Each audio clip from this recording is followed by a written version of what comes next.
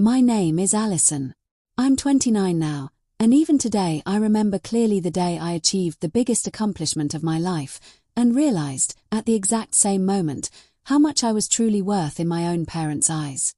It was a morning in May 2019. The massive arena at the University of North Carolina was filled with people. There was excitement everywhere.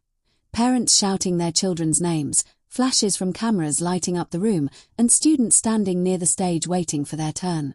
4 years of hard work, countless nights spent in the library, working part-time jobs to pay for my education, everything had led to that one moment. I was holding my graduation cap, and my heart was beating fast. My eyes kept drifting toward the section of the crowd where my parents were supposed to be sitting. Row number 7, seats 4 and 5. I had sent them the invitation 2 months earlier. My mom had even said on the phone, "Of course we'll come. How could we possibly miss this?" But the 2 seats in row 7 were empty. At first, I thought maybe they were just late. Maybe they were stuck in traffic or taking time to find parking. I told myself everything would be fine. But as the ceremony continued, my eyes kept returning to that same empty space. Around me, the families of other students were cheering with joy. Someone was hugging their son. Someone else was taking photos of their daughter. The girl standing behind me had a mother who was shouting her name so loudly that the entire section burst out laughing. And I was just staring at those 2 empty seats. Then my name was called. Allison Hart. I walked toward the stage. There was a smile on my face, but inside there was a strange emptiness. The dean shook my hand, handed me my diploma, and a photo was taken. For that 1 second, I looked back at the crowd again, hoping maybe they had just arrived. But row 7 was still empty. After the ceremony ended, the students gathered outside on the field. There were hugs everywhere, laughter, tears, like the happy ending of a movie. I slowly walked out, holding my diploma in my hands. Then my phone vibrated. It was a message from my mom. "Sorry, honey. We couldn't make it to your graduation. We had a small celebration for your sister today, and she needed us. You understand, right?" I stared at the screen for a few seconds. My younger sister, Amy. The same Amy who had been the star of our home since childhood. If she got selected for a school dance team, the house turned into a party. If she won even a small award, Mom would post 10 photos of it on Facebook. And today, her party had been more important than my university graduation. I walked to the parking lot and stood beside my old car for a while, holding my diploma. I didn't feel angry. That was the strange part. I was just tired. For the first time that day, I clearly understood something. In my family, there had always been 2 kinds of children. One, who lived in the spotlight, and the other, who stood quietly in the shadow. I opened my car door, placed the diploma on the seat, and started the engine. At that moment, I had no idea that 7 years later, the same people who ignored my graduation that day would be standing at my door. And this time, they would be there to ask me for something. 7 years later they would come asking me for something. But that day I had absolutely no idea. At that moment, I was just driving away from the arena. The road ahead was empty, but my mind was full of noise, memories from the past. Because if I'm honest, the day of my graduation wasn't some sudden event. It was simply the next page of a story that had been written since my childhood. Our house was in a small town in Georgia, a simple yellow house with a white wooden fence in front. From the outside, it looked completely normal. But inside it, there was always an invisible rule. A rule no one ever said out loud, but everyone understood. My younger sister Amy was the sunshine of that house. And I was just the shadow. Amy was 3 years younger than me, but in that house her importance was always greater. When she brought home even a small certificate from school, Mom would stick it right at the top of the fridge. If she made it onto the school dance team, there would be a little celebration at dinner. Mom would proudly say again and again, "Look at my star." And honestly, I was happy for her. She was my sister. But slowly I started realizing something. My happiness never seemed quite as important to anyone. There's one moment I still remember clearly. I was in high school and had ranked first in the entire school. When the results came out, I ran home with the paper in my hand. "Mom, look," I said. She glanced at it for a second, smiled, and said, "That's nice, honey. Go call Amy, dinner is ready." That was it. That night, I taped my honor certificate onto the fridge, right beside Amy's dance photo. But the next morning, it was gone. I went into the kitchen and asked, "Where did my certificate go?" Without looking up, Mom said, "There were too many things on the fridge. There wasn't enough space." At that time, there were 11 pictures of Amy on the fridge. 11. I had counted them. My father, David, worked as a mechanic at an auto repair shop. He wasn't a bad man. Honestly, I think he loved me. But he had one weakness: he wanted peace in the house. And in our home, peace meant never arguing with Mom. If Mom praised Amy, Dad smiled along. If Mom ignored something about me, he stayed quiet.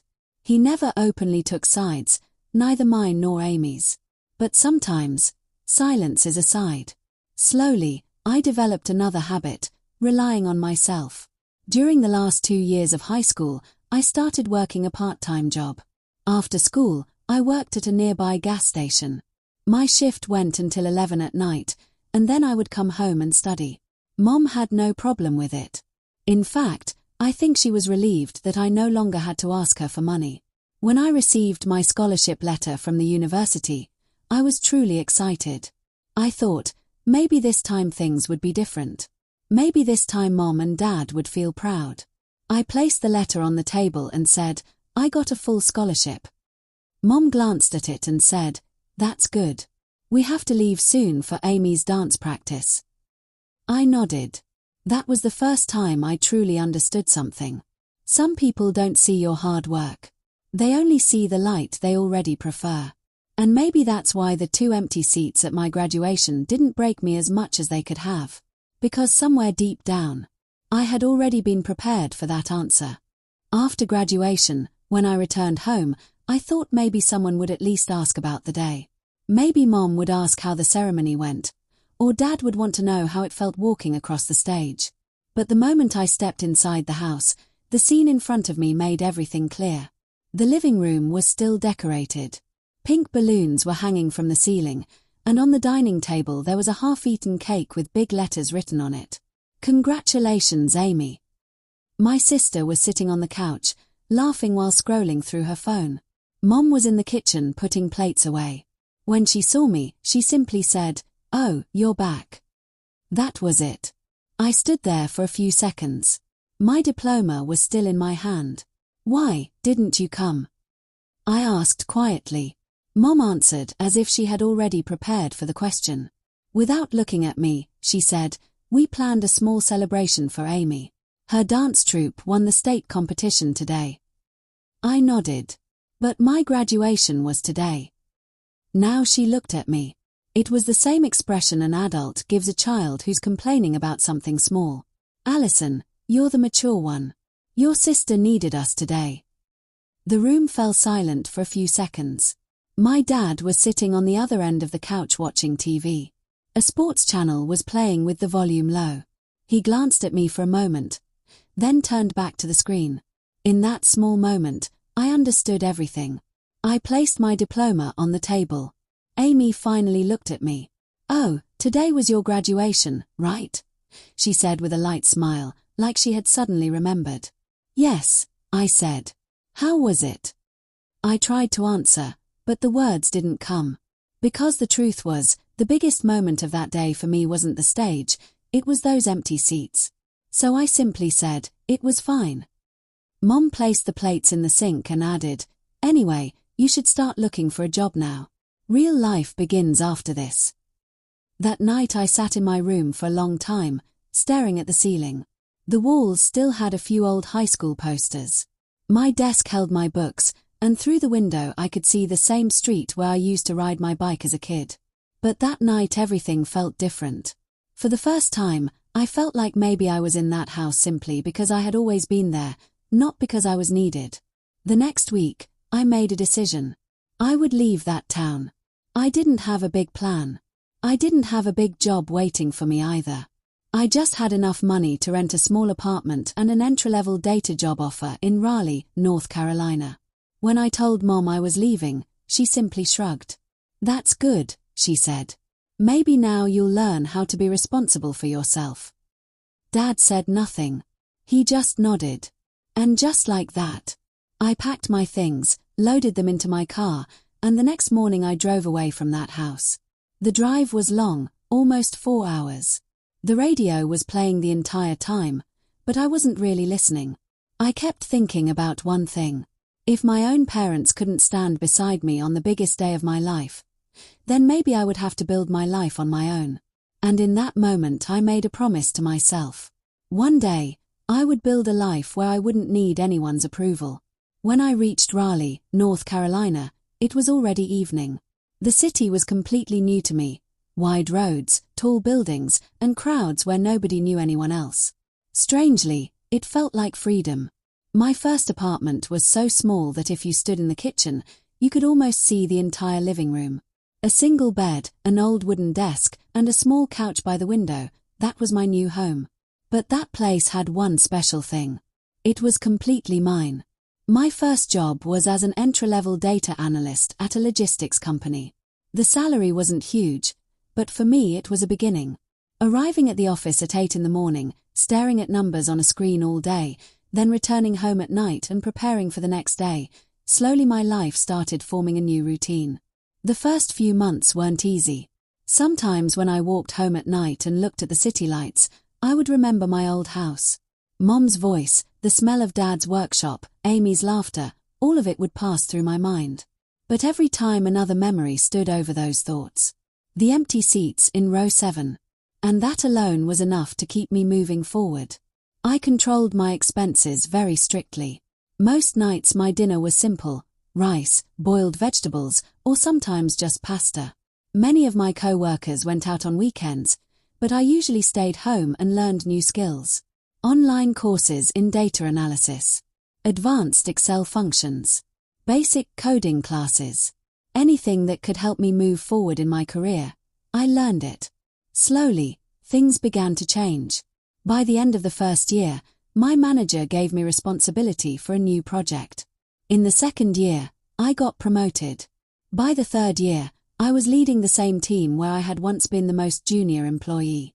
Life still wasn't easy, but now it was a life I had built myself. Over those years, contact with home became very rare. Mom occasionally sent messages, usually on holidays or to tell me about one of Amy's new achievements. Dad's number was still in my phone, but we hardly ever spoke. And honestly, I didn't try either. Because every time I thought about that house, I felt like I might fall back into the same old pattern, where my effort was just a footnote. So I created a new rule for myself. Remember the past, but don't return to it. Time passed quickly. 5 years later, my life had completely changed. My salary was now 3 times higher than my first job. I had moved into a better apartment in the city, one in a tall building where I could see the entire downtown skyline. And then one day, after 7 years of consistent hard work, I did something I had once only dreamed about. I bought my own penthouse. It was on the 14th floor, surrounded by huge glass windows. At night, the city lights looked like stars. The day I moved in, I stood on the balcony for a long time, looking down at the city. I had a mug of coffee in my hand, and the keys to the apartment in my phone camera. In that moment, I felt a strange kind of peace. Because every brick, every wall, every window of that place existed because of my own hard work. Not because of anyone's approval. That evening I took a photo, from the balcony overlooking the city. Without thinking much, I posted it on Instagram.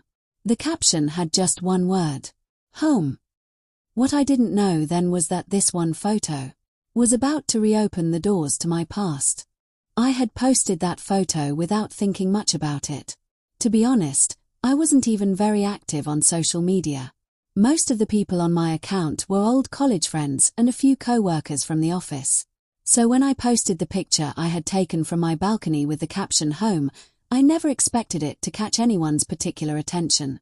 But 3 hours later, my phone started vibrating nonstop. At first I thought something was happening in one of the office group chats.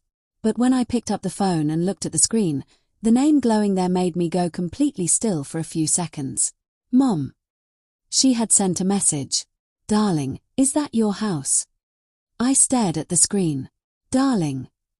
It had probably been years since I had heard her use that word for me. Another message appeared. We should talk. I didn't reply. I placed the phone on the table and walked back out onto the balcony. The city lights had spread across the skyline, but only one question kept circling in my mind. How had they suddenly remembered me? Within the next few minutes, my phone started buzzing again. This time it wasn't just Mom. My Aunt Ruth, my cousin Natalie, even Amy had sent messages. Wow, that house is incredible. You never told us you were doing this well. We're so proud of you. I read every message, but I didn't respond to anyone. Because inside those words, I could feel something I had learned to recognize years ago. Sudden affection. A little later, the phone vibrated again. This time Mom was calling.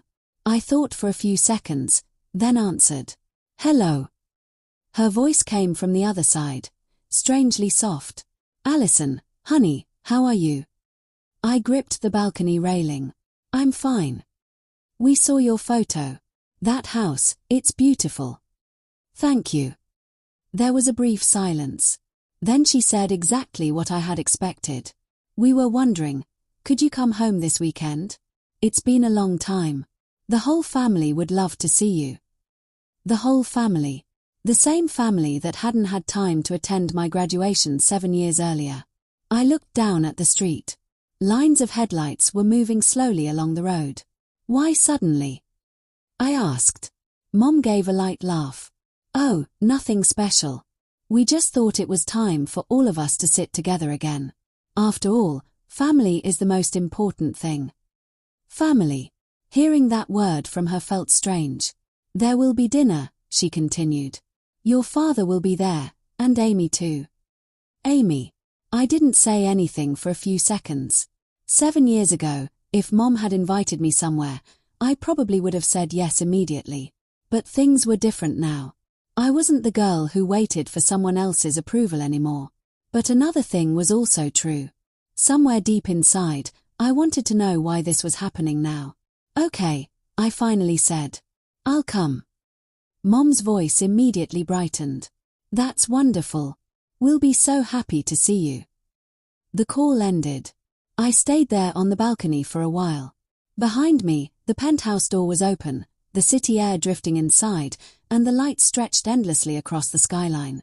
Suddenly I remembered something. 7 years earlier, I had been standing in a parking lot the same way, holding my diploma in my hands. That day, I thought my story had ended. But now it felt like maybe the real story was just about to begin. That night I couldn't fall asleep for a long time. The huge glass windows of the penthouse let the city lights pour inside. From the 14th floor, everything below looked small, cars, people, even buildings. Strangely, standing at that height made my past feel just as large again. 7 years. For 7 years, my connection with that house had existed only in name. Occasionally a holiday message. Sometimes news about one of Amy's achievements. Nothing more. And now suddenly, family is the most important thing. The change was so sudden it was impossible to ignore. For the next 2 days, I tried to keep myself busy with work. A big project was running at the office, and my team was constantly working on data models. Meetings, reports, calls, everything felt normal. But every now and then my mind drifted back to the same question. Why were they suddenly calling me back? On Friday evening, when I returned home, my phone vibrated again. This time the message was from Amy. Hey, sis. Heard you're coming this weekend. I stared at the screen for a few seconds. We hadn't really spoken properly in almost 3 years. I typed back, yes.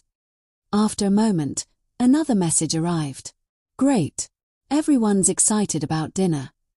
I placed the phone on the table. The word excited made a faint smile appear on my face, but it wasn't a happy smile. It was the kind of smile that appears when a puzzle slowly starts making sense. On Saturday morning, I woke up early. I packed a small bag, grabbed my car keys, and stepped out into the driveway. The city hadn't fully woken up yet. The streets were quiet. The air was cool. I started the car. A 4-hour drive lay ahead of me, the same road I had traveled 7 years ago, only back then the direction had been the opposite. Several times during the drive I thought about turning around. After all, I didn't have anything to prove to anyone.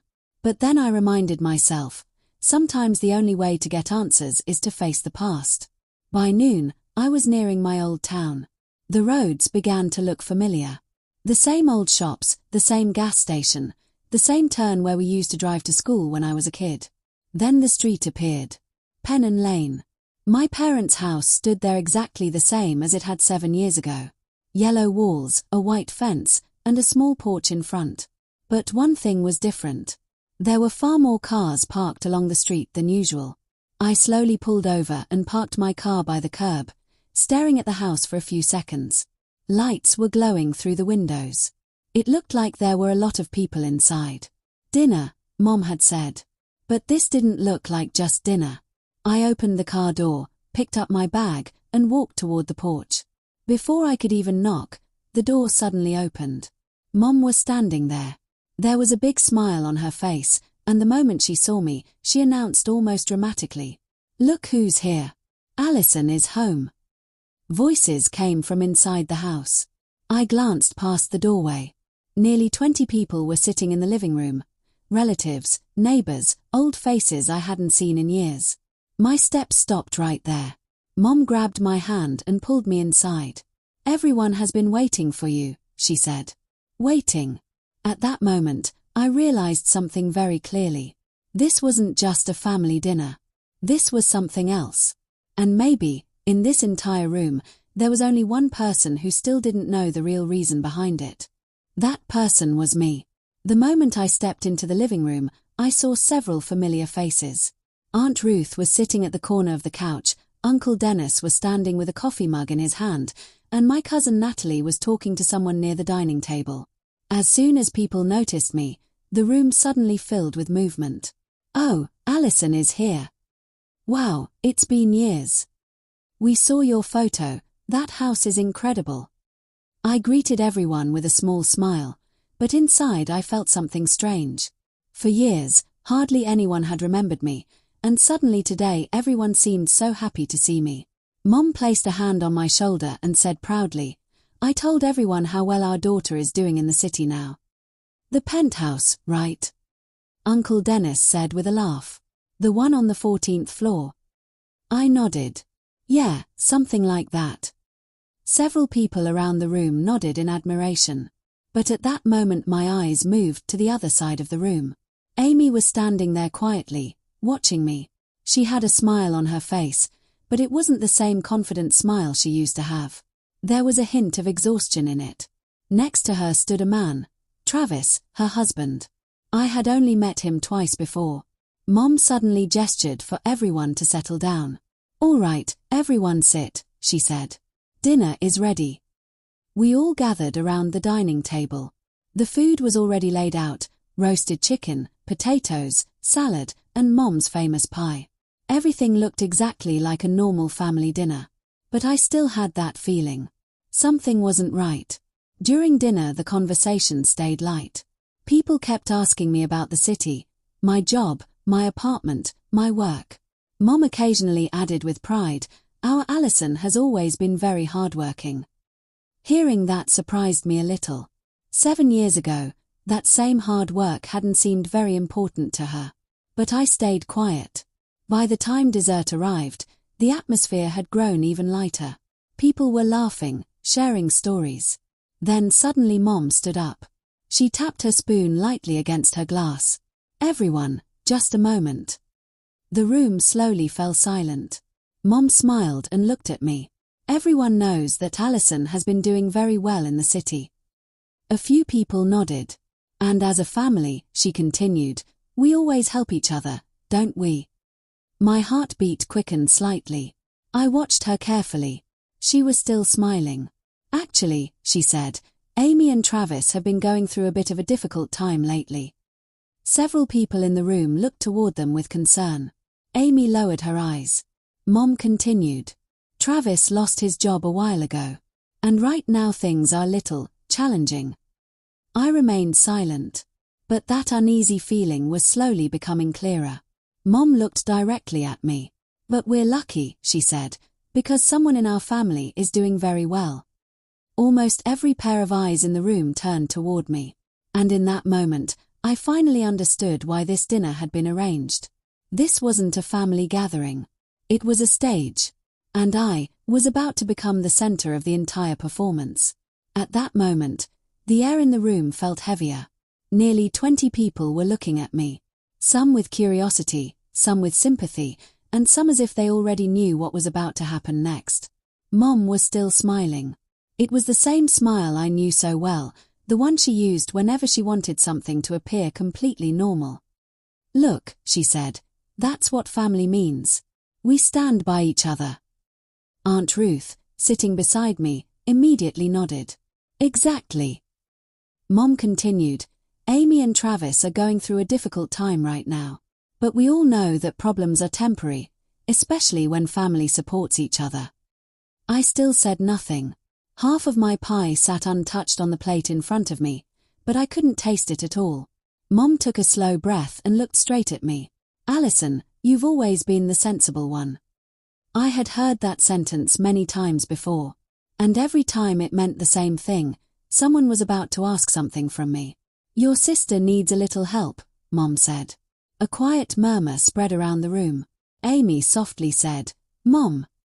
But Mom continued without even looking at her. Their house is in danger. The bank has sent a notice.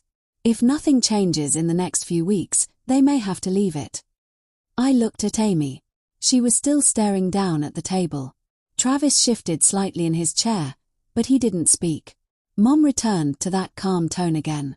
But the good news is, we have someone in our family who's doing very well. I asked slowly, what exactly are you trying to say? Mom looked at me as if the question surprised her. Just that, if you help a little, the problem could be solved immediately. Several people at the table were now openly watching me. This wasn't just Mom asking anymore. It had become a public expectation. Leaning back slightly in my chair, I asked, how much help? Mom answered without hesitation. Just to start with, $50,000. The room fell completely silent. For a few seconds, no one even moved. I thought maybe I had heard her wrong. 50,000. I repeated. Mom nodded as if it were the most ordinary number in the world. That shouldn't be a big deal for you, she said. We saw your photo. Such a huge penthouse, you must be doing very well. Uncle Dennis quietly added, if family can help, they should. I looked around the room. Many people were silent, but their eyes held the same expectation, that I would say yes. And then I noticed something else. Not a single person in this room had asked how my life had been during the past 7 years. No one had asked how I built any of this. But now, everyone knew exactly what I could give. I took a slow breath. Then I looked at Mom. So that's why you invited me here. Mom didn't answer immediately, but her silence said everything. And in that moment I understood. This dinner had never been about family. It was a plan. And maybe, it was finally time for me to reveal a truth of my own. The room fell silent. Mom was still looking at me with that same hopeful smile, as if she was completely certain I would do exactly what she had just announced in front of everyone. It was the same old pattern. First create the situation in front of people. Then make the person feel like they don't really have the option to say no. I slowly pushed my chair back and sat up straight. Mom, I said calmly, can I ask you a question? She nodded immediately. Of course, honey. When my graduation happened, where were you? A few people in the room glanced at each other. Mom's face tightened for a moment, but the smile quickly returned. Allison, that was a long time ago. We should focus on today. No, I said. To understand today, we need to remember that day. I rested my fingers lightly on the table. That day there were 2 empty seats in row 7. I kept looking at them over and over again. because those seats were reserved for you and Dad. Now several people around the room were listening carefully. Mom gave a small laugh. We sent you a message. Your sister had a celebration. Yes, I interrupted gently. I remember. I looked at Amy. She was still silent. Then I turned back to Mom. Do you know what I did that day? She didn't answer. I sat in my car and stayed in the parking lot for a long time, because I couldn't understand why the day I walked across that stage after 4 years of work, my own parents were somewhere else. Different expressions began appearing on people's faces. Aunt Ruth looked uncomfortable. Uncle Dennis shifted in his chair. Mom no longer looked as relaxed. Allison, she said a little sharply, what's the point of saying all this right now? I answered calmly. Because today you're asking me for $50,000 in front of everyone. And I think everyone deserves to know the whole story.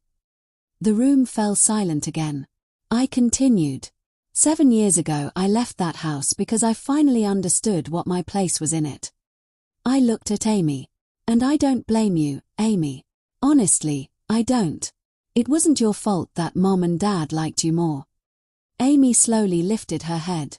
There was a hint of guilt in her eyes. Then I looked back at Mom. But today you're telling me that family helps each other. Mom's face had become completely serious now. Yes, she said. And you are part of this family. I nodded.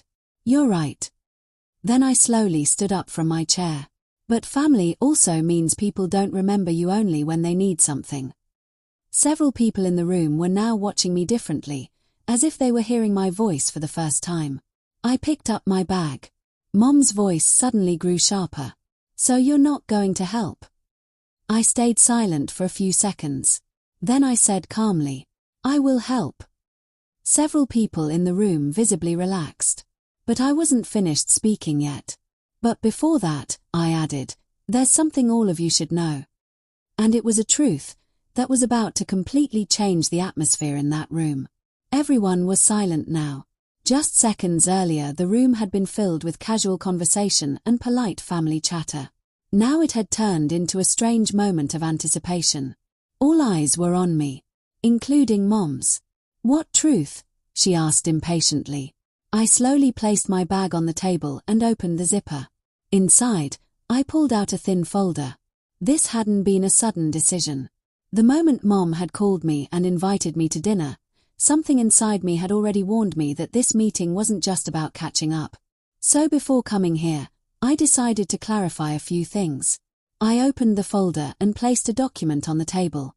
What's this? Uncle Dennis asked.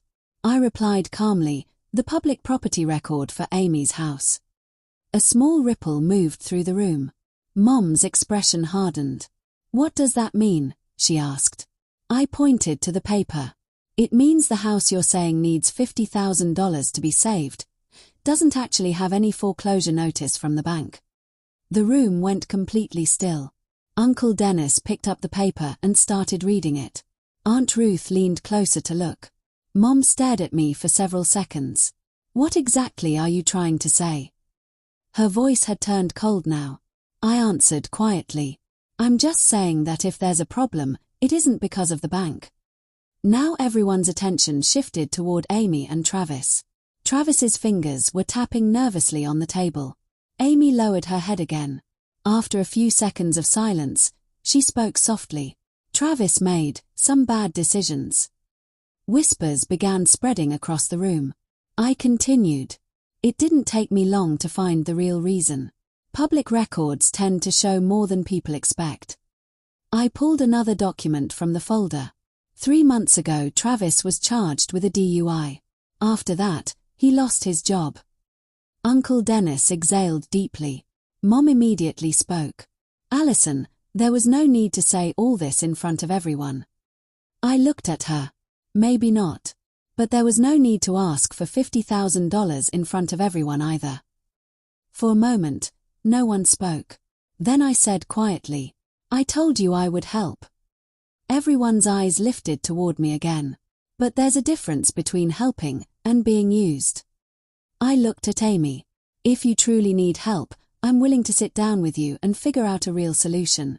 But that only works if everything is said honestly. Tears had filled Amy's eyes.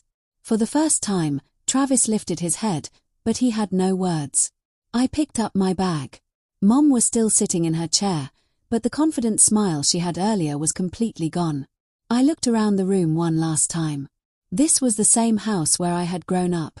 The same people I had known for years. But this time something was different. This time I wasn't the girl waiting for someone's approval. I walked toward the door. Outside, evening had arrived. The sky was pale blue, and the streetlights had begun to glow. As I stepped down from the porch, I paused. 7 years ago I had walked out of this house, confused, hurt, and unsure. Now I was standing here again. But this time I wasn't leaving empty-handed. I was taking something back with me. The understanding of my own worth. And sometimes, that is the greatest victory of all. If you've stayed with me until this point, thank you. Because sometimes the hardest part of a story isn't what happened. It's the moment when you finally understand your own value. I'd really like to know. If you were in my place, what would you do?